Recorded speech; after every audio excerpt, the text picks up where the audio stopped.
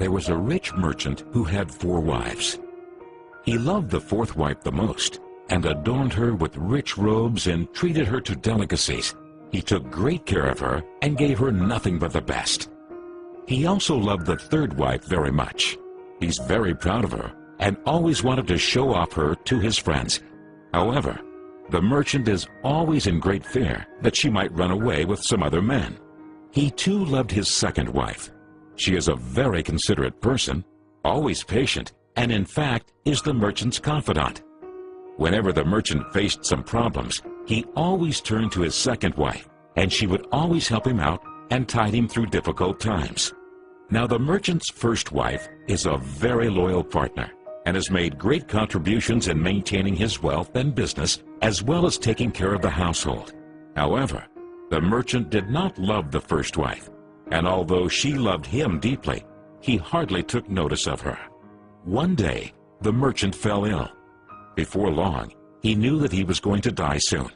He thought of his luxurious life and told himself, "Now I have 4 wives with me, but when I die, I'll be alone. How lonely I'll be."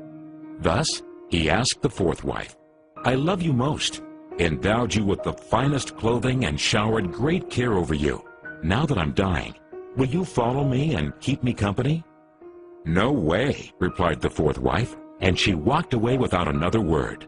The answer cut like a sharp knife right into the merchant's heart. The sad merchant then asked the 3rd wife, "I have loved you so much for all of my life. Now that I'm dying, will you follow me and keep me company?" "No," replied the 3rd wife. "Life is so good over here. I'm going to remarry when you die." The merchant's heart sank and turned cold. He then asked the 2nd wife, "I always turn to you for help, and you've always helped me out. Now I need your help again. When I die, will you follow me and keep me company?" "I'm sorry, I can't help you out this time," replied the 2nd wife. "At the very most, I can only send you to your grave." The answer came like a bolt of thunder, and the merchant was devastated. Then a voice called out, "I'll leave with you. I'll follow you no matter where you go."